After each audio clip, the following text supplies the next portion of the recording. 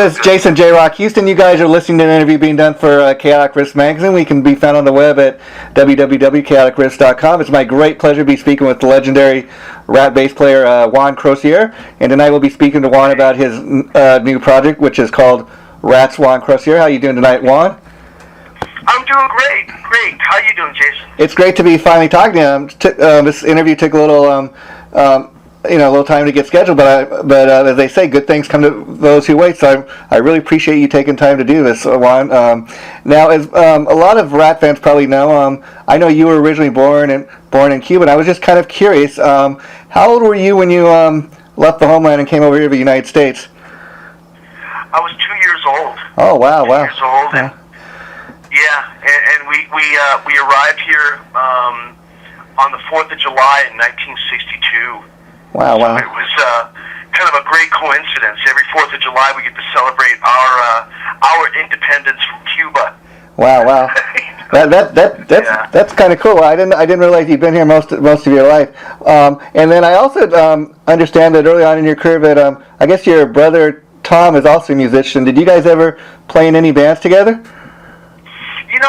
Tom and I have never actually officially been in a band together. And however, we're both very, very close in what we've done in music. And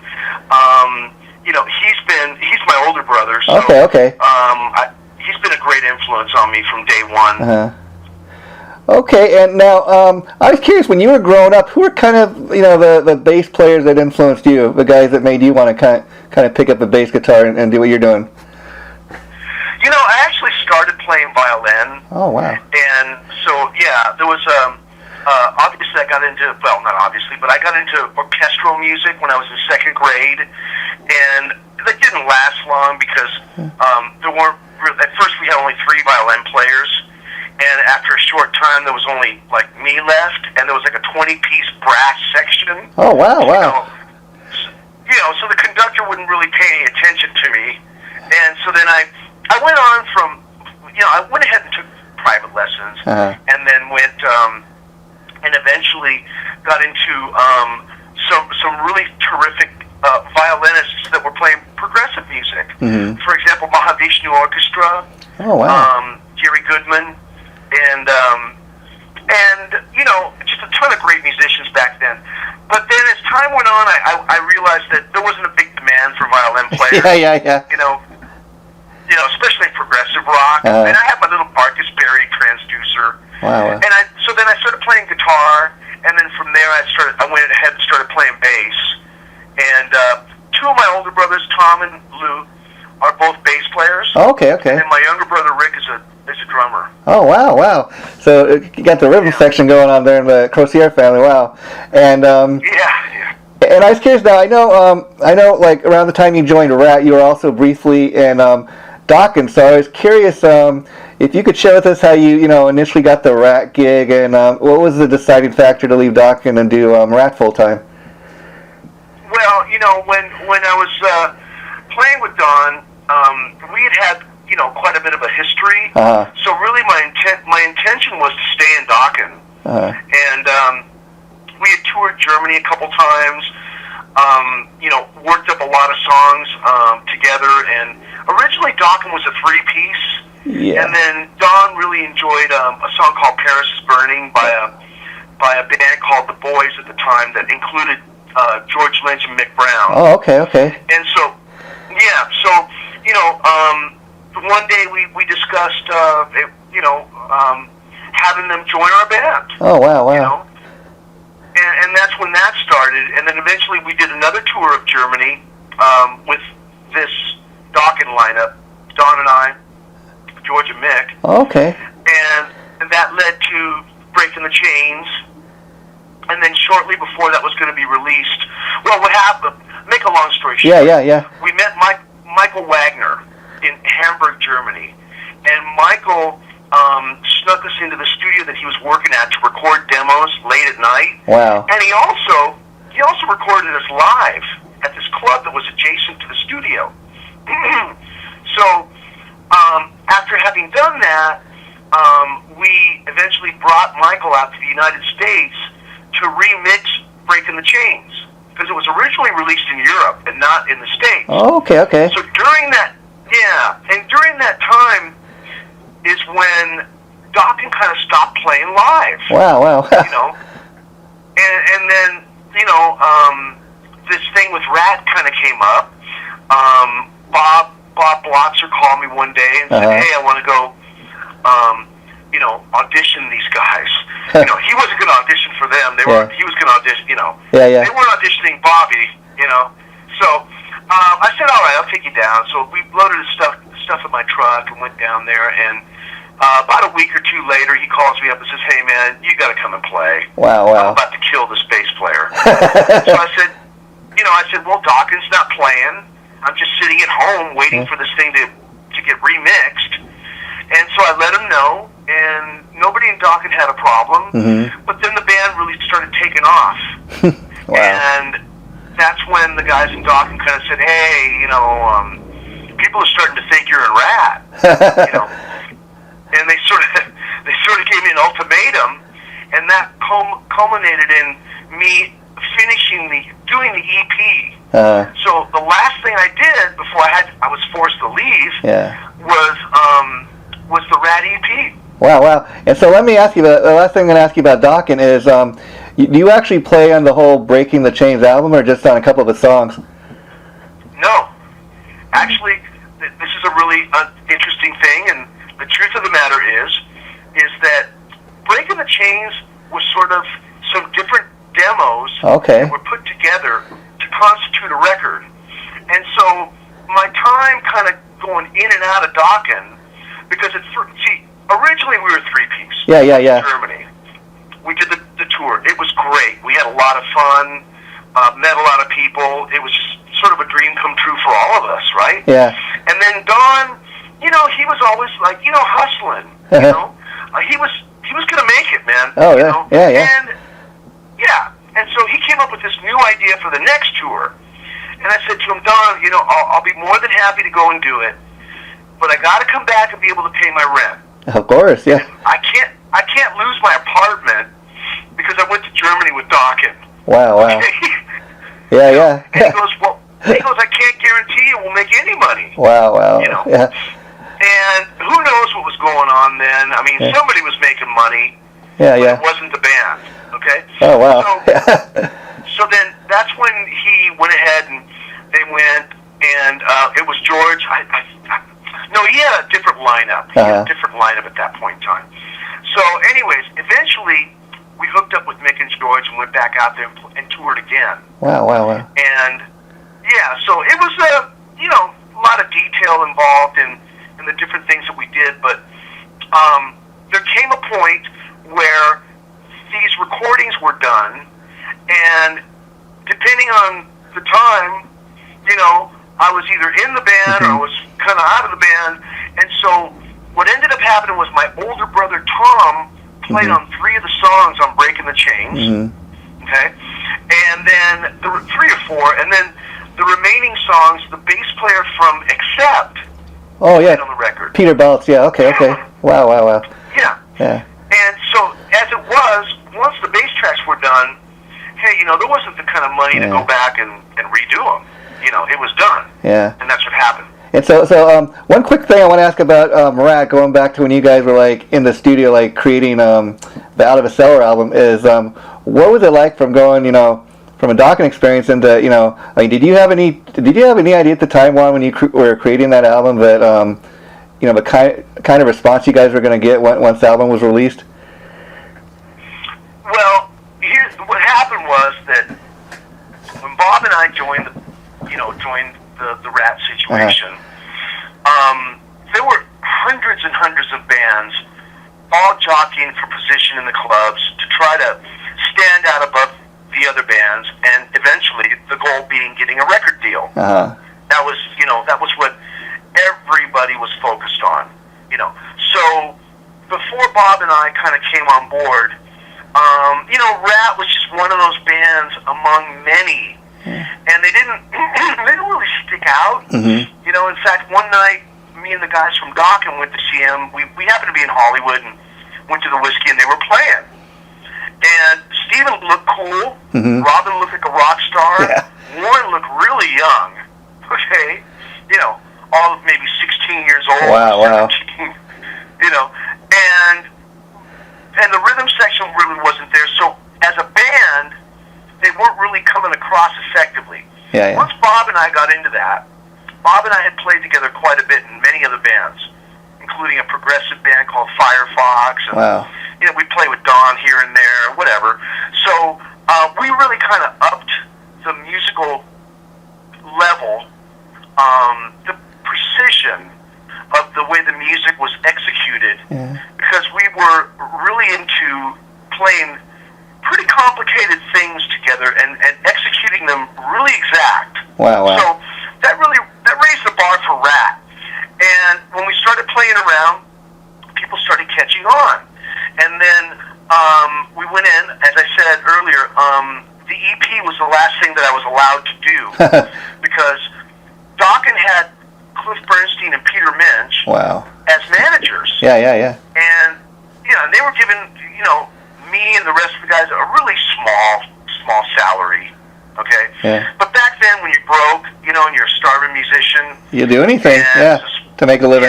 Yeah, okay, right. So they told me, you can't keep doing the Ratt thing. The band's starting to kind of get popular, and it kind of works. Some of the guys aren't comfortable with it, blah, blah, blah. So I said, okay, but I got to at least finish this EP. We're slated to go in there like next month. I'm the only guy that can really do this. There's no other guy that can come in and is going to, be able to do it the way we've already worked it up. So I did the EP.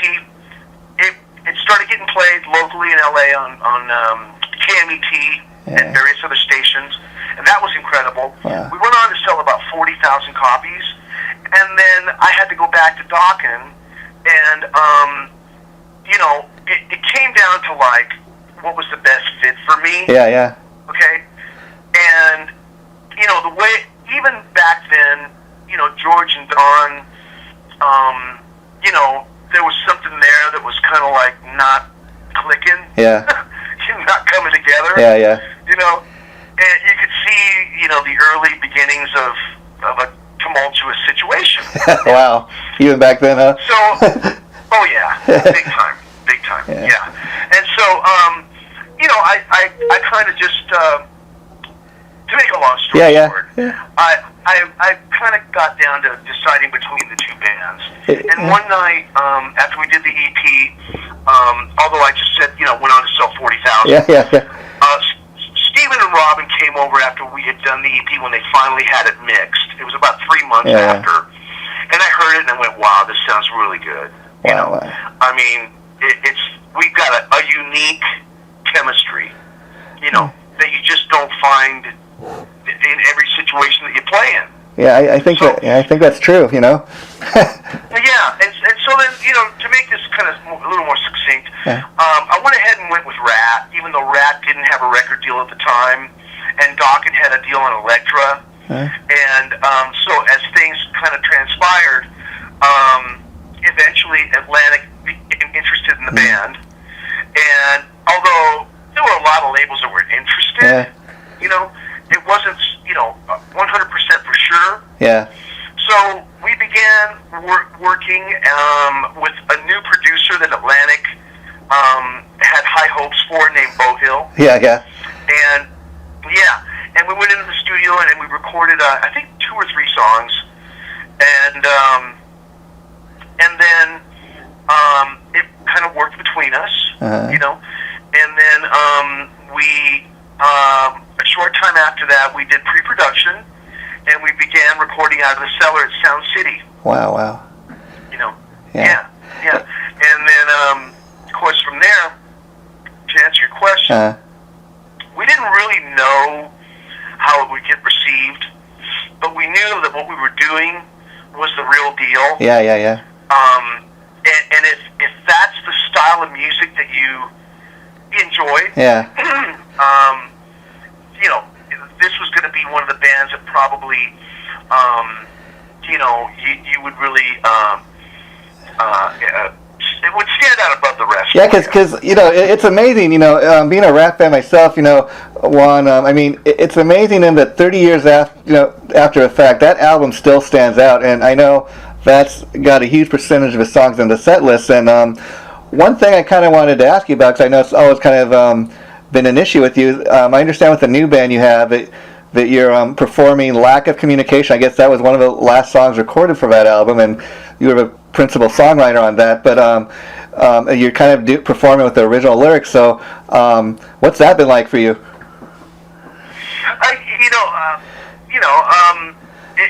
It's one of those things where Lack of Communication was written before Ratt, ever played it. Yeah. In fact, it was one of the songs that I showed George Lynch. Wow. It was funny when I was in Dock and I had the song, and I said, "Look, man, I got this tune. I think it's could be a good song for us, And I played it for him. I showed him, and I'll never forget it. He was by his amp, and he looks at me with this kind of funny look.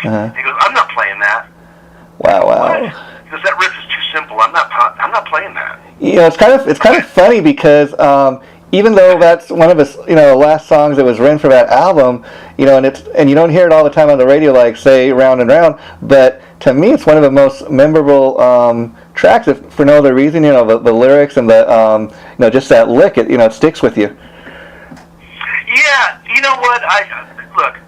As a musician, I really got into being a good player, and then I really became enamored with writing songs, and I became very, very interested in recording at a very, very young point in my career, and so that was one of the songs that I recorded on my Tascam 244 Porta Studio. Okay, and I remember that. I remember counting the actual tracks that I had, and I got up to the point where I had 72 different tracks. Wow. And I had to re-record it again because I wore out the cassette tape. Wow. Okay? That's amazing, yeah. So, and then on my second time around, I got it right, and I'm sure I spent less time, because I had already kind of rehearsed it quite a bit. Yeah. And so... I was really at that point where I would not only write my songs, but I demo them up for myself. And that was because it was really hard to explain to guitar players and drummers and other people how the song went. Yeah. Especially when you're a bass player. Yeah. Okay? Imagine, it's like, well, it goes like this. Do, do, do, do, do, do, do, do, do, do. And they're looking at you like, what, are you kidding me? Yeah. I just hear a bass line. Yeah. So She Wants Money and Lack of Communication were completely done, and in fact, we were doing pre-production across the parking lot from Sound City and Bow Hill. Listened to them and listened to several others that I had, but we actually had 8 songs already. Wow. And we were missing 2. Yeah, we were missing 2. Yeah. And Bo made an executive decision, and I give credit where it's due. And he did say, "Hey, we need to do these 2 songs." Wow. And it was Lack of Communication was something that was really out of the norm for me to write. Yeah. Because at the time, what I did was I detuned my E string to D. Wow. And in my mind, and remember, we're talking like 1978. Oh, okay. Yeah. Right in there. I had never heard anyone do that. So I thought I had just invented something new. Wow. Okay? Yeah, there you go. Yeah. And it really opened up sort of the way for what happened with Lay It Down. Yeah. Because Warren went off of that, he tuned the E string down to D, and that brought us, the riff for Lay It Down, and of course, as well as You're in Love. And so, it was sort of an unorthodox song for me. Yeah. But I knew it had something really cool about it that I thought was really, really freaking different. Yeah. And the message, I thought was a really sort of a universal message. Yeah. That sort of withstood the test of time, as I've kind of noticed, you know. And it's kind of funny. I mean, it's kind of funny in the sense that, you know, like you said at the beginning of the interview, Juan, you know, you guys seem to, as dysfunctional the band eventually became, you still had this great chemistry. I mean, the one thing I can say about Ratt is, you know, the original five guys, is that you guys had some really great songs. I mean, all these years later, the great catchy songs. You know, they're memorable songs. People remember the words. You know, and it's kind of funny, but, you know, the title, Lack of Communication, the band, like I said, eventually becoming, you know, as dysfunctional as it did, it's kind of, you know, maybe you saw something, you know, beforehand. Well, it is applicable to us, okay, no doubt about it, okay? There's certainly a lack of communication over our entire career. Look, Ratt was a terrific band, no doubt about it. The chemistry was really, really unique. And the truth of the matter is that we were five really different guys, and I've said this isn't something new. I said this 25 years ago. My story really doesn't change that much. We were almost like five misfits that sort of didn't belong in any other band. I mean, a lot of people aren't, you know, they're not aware. Warren took George's place in Dawkins for a while, which is when Mark Tureen came to Ratt for about 3 months. You know, and so everybody was kind of doing different things and just trying to find their home. And the one thing that rang true was that we knew we had something that was really unique, okay, and was special. It was just a little bit different from every other band. And when we played out live back then, we would either be louder than you, we'd be better players than you, we'd look better than you, we'd outperform you, we'd out-lead solo you, but we would be just about every single band that we would play with in one way or another. And that was sort of our mission, to be better than anyone that we played with. You know, I believe that. I mean, being a Ratt fan myself, I can definitely say that that's one thing that always appealed to me about the band, that you guys just had such great songs, and no matter how you may have been getting along at the time, you know, you guys always delivered to your fans. I mean, you put on a great show, just great songs, great records. I mean, even all these years later, all the music stands the test of time, I would say. Well, you know what? I'll tell you this much, and this is no joke. When we made those records, if you were to solo the bass and drums, they are laser tight. Even in sections where Bobby might push the kick drum a little bit, or the snare might fall back for a bar or two, or whatever the case may be, I would punch in and pull back the bass or push with the kick. I would bond to those drums like paint, you know. And so we were really serious about making the highest quality records we could make. You know, it wasn't like, hey, you know, give me that bottle of Jack and then lay down a rhythm track. Even though that may have happened, okay, that wasn't a keeper, okay? You know, so I think that's one of those things that you're sort of saying, that, you know, even though you listen to it, you know, many years later, it still holds a certain quality and vibe that still, you know, stands on its own today, and that's probably, you know, one of the reasons. And the last thing I really want to talk to you about Ratt. One thing that really stands out to me, Juan, like when you started advertising this new project, Ratt Juan Croucier, I love the fact that in the initial ads you had the other voice of Ratt, because to me you've always kind of been the Michael Anthony of Ratt, if you will, you know, but like as you say, the other voice, but you were the background sound. Ratt was one of those bands like Van Halen that had a great background vocal sound. Was that something that you kind of just kind of fell into? Did they say, like, you know, you're the guy that has the best background singing voice, or how did that come, you know, into play? How it came into play is really simple. You know, I was basically a lead singer in every band that I had been in, except for Ratt, and that was okay with me, because it wasn't like, you know, I enjoyed the band, you know. And so, starting with the EP, the producer and engineer noticed that I could sing, and noticed that I could sing in key, and so they asked me to sing the part, the bridge in "You Think You're Tough." You know, when you find your own way, that part. Yeah. And I just went it because Steven just wasn't making it work. Yeah, yeah. So they asked me to do it, and I went out there, and I did it. I think I did both sections first take. You know. Yeah, yeah. And it was just something that I naturally did because I'd just been in so many bands and had been singing for a long time and knew how to sing. And my entire family are all, you know, are all singers. Yeah. Everyone can sing. My father was a terrific singer. Wow, wow, wow. All right. Oh yeah. So you know, I came back. You know, came with that background, I should say. Yeah, yeah, yeah. And so then, by the time we did Out of the Cellar, there were certain things like the low part in Lack of Communication that Robin and I sang together. Okay, and we overdubbed that many times. And what would happen would be that the band would record the tracks, and then everyone would leave, and it would be me and the producer Bo Hill by ourselves, or maybe with one other engineer. Yeah. And Bo and I would kind of go through parts and start kind of coming up with the harmonies that we wanted to put on top of the choruses. Wow, wow, wow.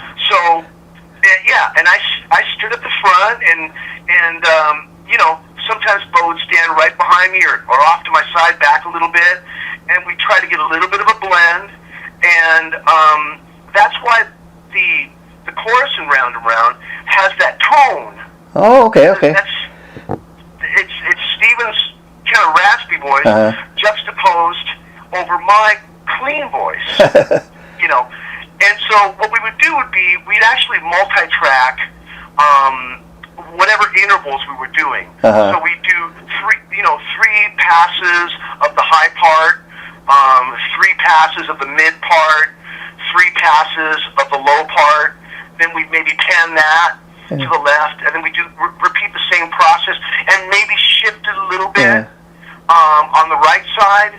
And for example, we also use like a reverb unit backwards, like a delay reverb thing in the whole of Round and Round. Oh, okay, okay. So that was just so it was basically myself, and sometimes Bo would kind of like get in there just to give it more of a, because I have a very distinct tone.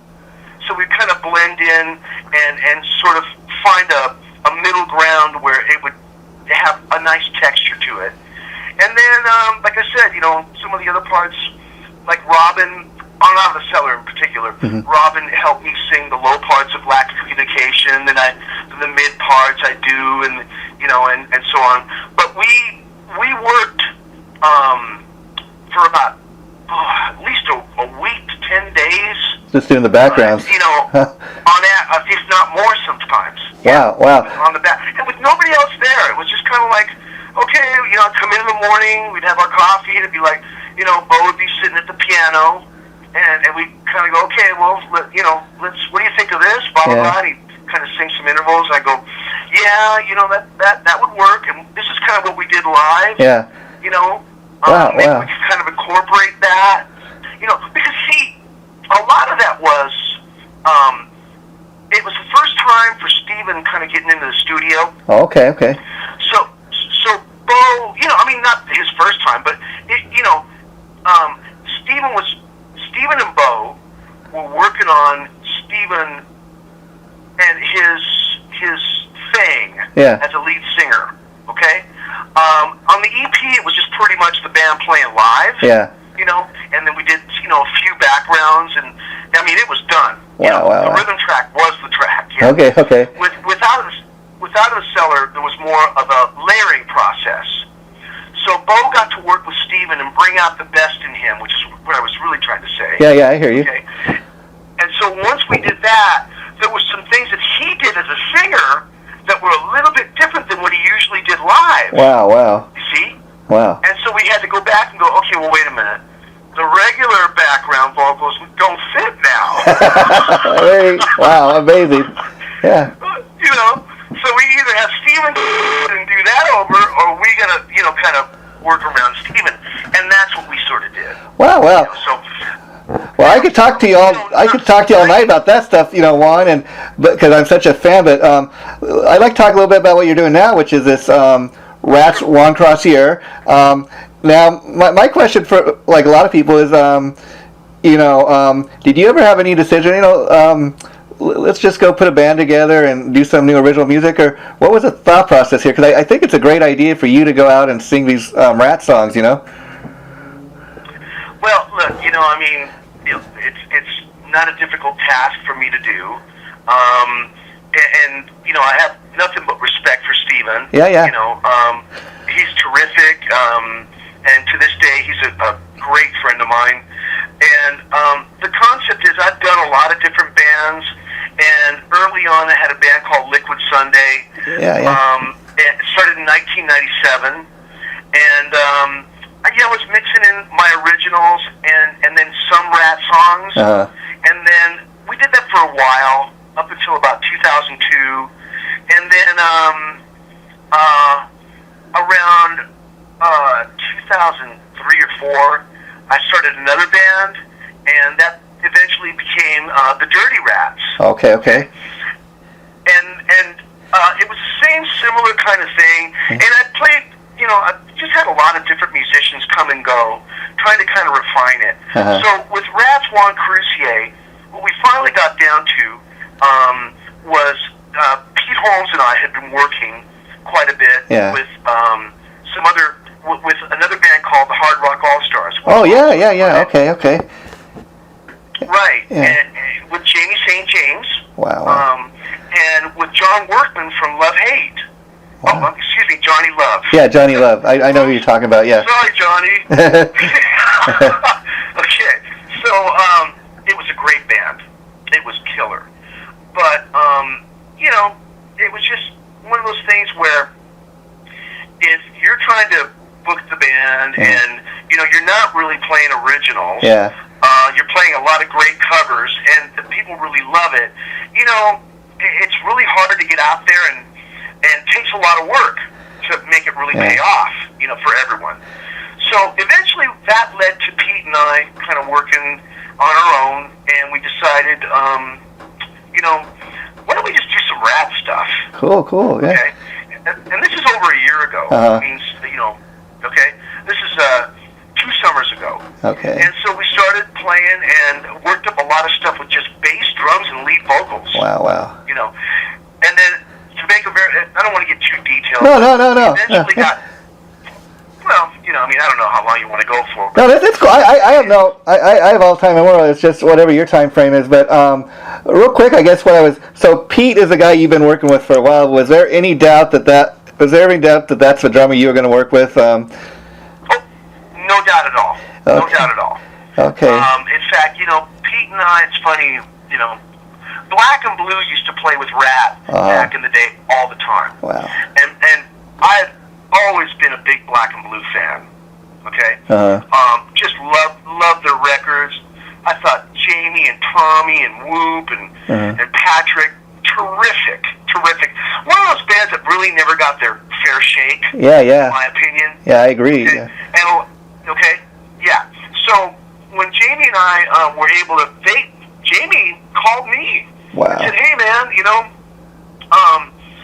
Black and Blue's still together, but I want to sing more than 8 or 12 times a year. You want to jam?" Yeah. And I said, "You know what? Anyone else, I'd say no, but to you guys, wow, absolutely. When do you want to start?" Yeah.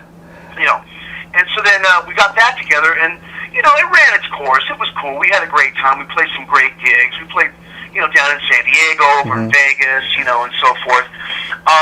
And that led to Pete and I kind of knowing what we sort of already knew, that we would work together really well as a rhythm section, And I just can't tell you how fantastic Pete Holmes is as a drummer. Yeah, I think that's another great thing about what you're doing. Again, I know Pete Holmes, like millions of people from Black and Blue, but I think this is going to be another opportunity for this guy to, really get some recognition, which I really think is great. And now, of course, on guitar you got Mike and Tony. You mind sharing with us how you hooked up with those guys, or? Well, what happened was, Pete and I, we got through this stuff and went, okay, well, I think what we need to do is probably bring in some people that are known, So, we ran some names, and there's this guy, there's that guy. Yeah. And I don't really want to name too many people. Yeah. Eventually, because, I want to be respectful. Yeah, I hear you. Some of these guys were terrific and known players, and the problem is same common denominator. They're great, you're friends, they would do it in a heartbeat. The problem is they're in a big band. Yeah. And when that band comes a knocking, they're going rocking. I hear you. They're sitting at home. Yeah. Right? Yeah. So then what happened? So we decided, after kind of like, how about this guy? Yeah, kind of sounds cool. Why don't you call him? Okay. Yeah, he'll do it, but he's got a bunch of gigs coming up in summer.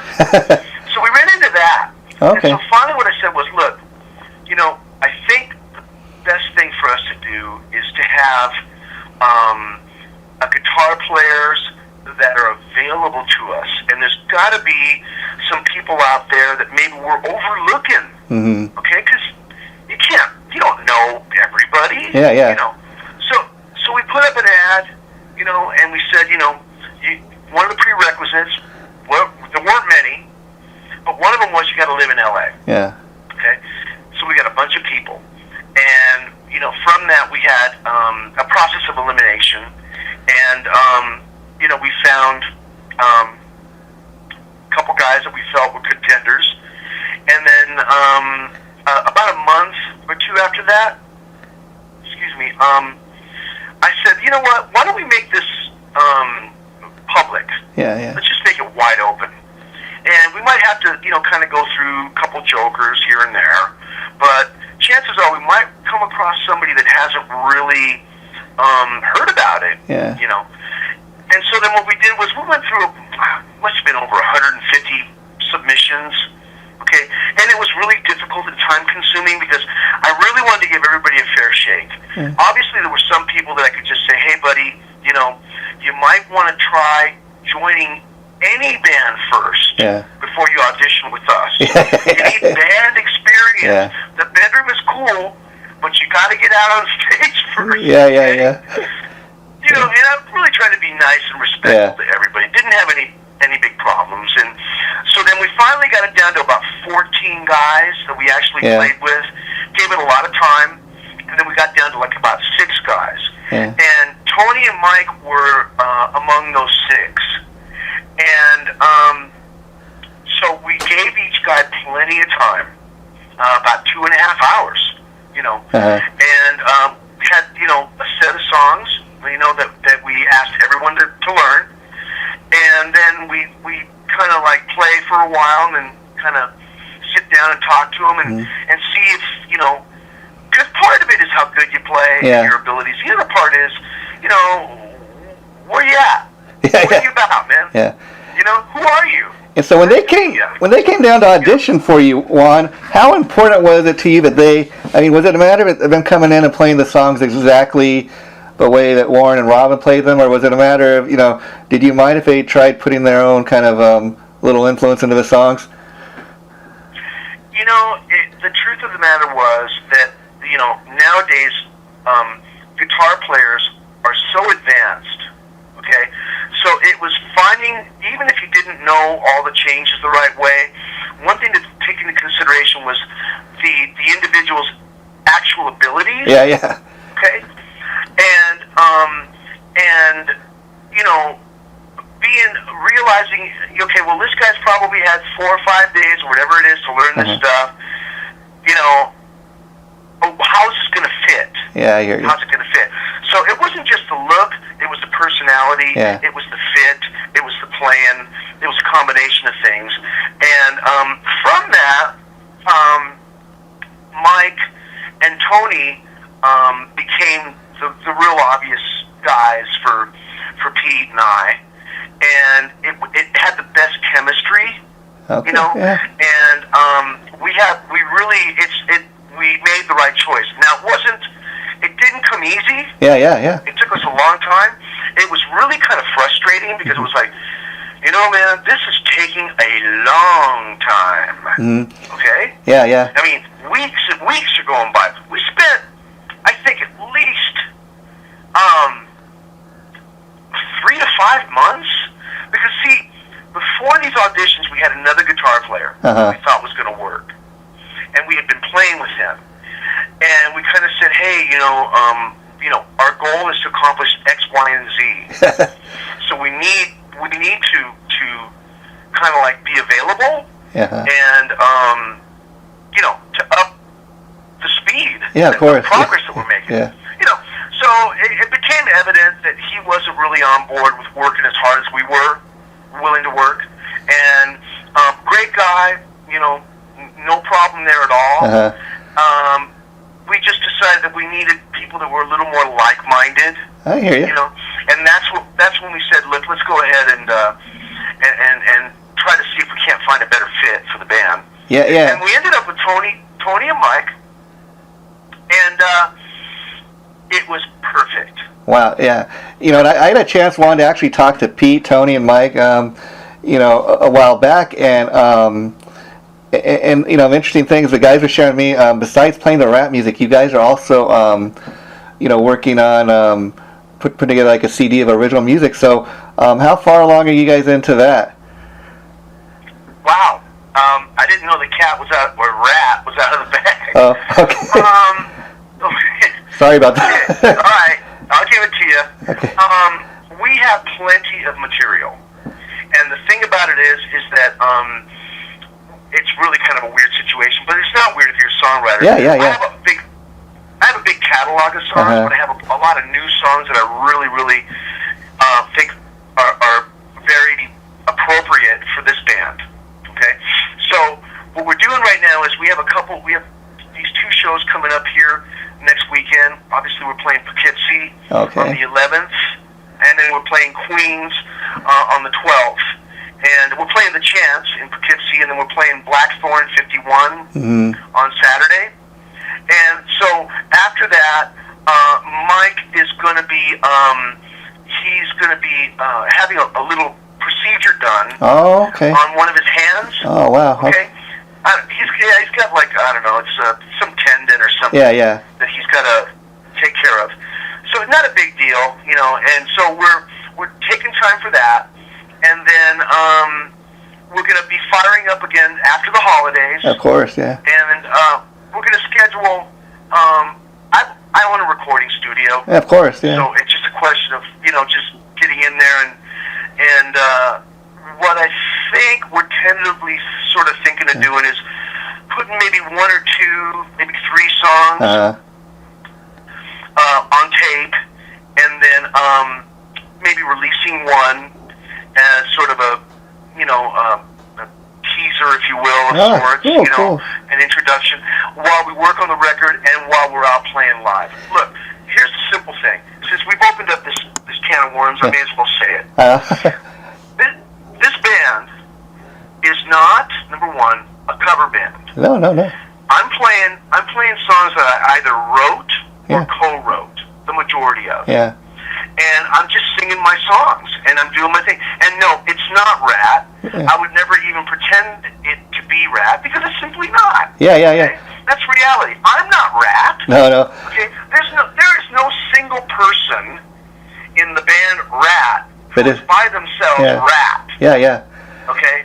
That's the bottom line. Yeah, and I want to I want to close this off by saying that I echo a lot of what you just said, because a lot of what I've been saying about the Ratt situation is I think you're one guy definitely, Juan, that has what makes this a valid project, like you said, is this is not just a Ratt cover band. This is one of the guys that you're a background singer. You're one of the principal songwriters on many of these tracks. So that's what gives this project to me validity. And the only reason the band is called Ratt Juan Croucier, okay, this is a bass player from Ratt, but he's not calling it Ratt. And the last thing I kind of wanted to touch base on in regard to Ratt is you were talking early on about how you and Bobby Blotzer back in the day, it seems like you guys were once very close, and it's kind of sad to see the situation become what it has. It seems like 3 of the 4 members of the band were able to kind of put their differences aside and get it together. You kind of how sad were you to see everybody kind of just walking away from a band because they just, one guy couldn't get it together? Well, to be honest with you, Jason, I can't really comment. I understand. Okay. Part of it. We'll leave it at that.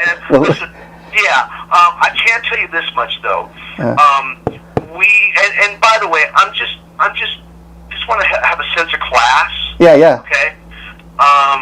And that's the way I kind of like to conduct myself. I can say this though. What we plan on doing is we're going to be making records. Great. And that's what it's all about. And I don't know what the future holds for Ratt per se. Yeah. But I do know that this band is moving forward, and nothing and no one is stopping it. Okay, there's just no way. Yeah. And so we're going to be recording our own material. However, I'm a fan. Of course. I get, how it works. And a lot of people really enjoy the Ratt songs. Yeah. So the idea was to sort of, have this Ratt material as an introduction to the band. And then slowly what we'll do is we'll incorporate our own songs as long as they fit well and the people enjoy them.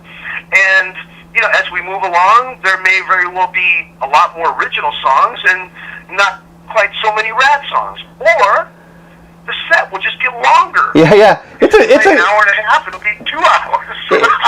Yeah, it's a great way to celebrate the music that you helped create, Juan, and this is a big chunk of your musical history. And the thing I was kind of interested in is I know before you went back to Ratt a couple years ago that while you were producing a lot of other bands in your studio, that you hadn't done a lot of live performing. So what has it been like for getting back on the stage and performing live? After almost not doing it on a regular basis for so many years. That's a really natural thing for me. The weird thing about it is I've never stopped participating in music. The thing about it was when the band broke up originally, there were some really bad things that happened, and I had to resort to making records for a living to sustain myself and keep my home. Again, you do it. I was also a single father. Yeah. Oh, wow. Of two young boys who are grown now. Yeah. But I refused to be an absentee dad. Oh, wow. So instead of going back on the road and thinking of myself, in 1997, a big thing I had to consider was the fact that I was a single father to 2 beautiful boys that really needed their dad and that were counting on me. And that really played a big role in why I did not return to Ratt. Well, you do it. You do it. You have to. That's your kids come first, obviously. Yeah, and mind you, in all fairness, there were other issues as well that I felt needed to be addressed. But at the same time, I've kept playing. Okay. As of '97, as I said, I have a studio, so I could always jam with anybody and play. I've never been playing. I've never stopped writing songs. But I did it on a much more local level. Yeah. Okay. And by the way, we rehearsed so much. Okay. That it felt like I did a freaking Ratt tour at the end of these things. Yeah. Okay. Just trying to get musicians to come up to the level that I wanted them to be on. So I have been playing, just not nationally or internationally. I hear you. But I have been playing. Yeah. And now this band, after going back to Ratt, my intention was, of course, for the band to really shine as I've always wanted Ratt to shine. Yeah. And it took its course. So now this is the natural progression for me. And it's what I do. I've been doing it so long. I mean, I've been, at this point, I've been playing professionally in bands for 43 years. Wow, that's amazing. And I just got it in the interview. I got it just in the interview on this note, because just talking to you, Juan, you gave such a great interview. You got so many great stories, though. Have you given any thought to putting a book or something together, like what Steven did, and releasing that?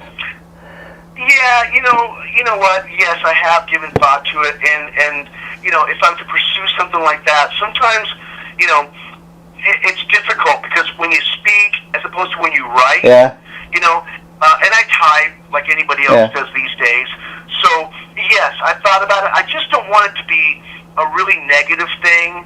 I want it to be something that just kind of shows the situation for what it was, and explains what happened, and does not besmirch others.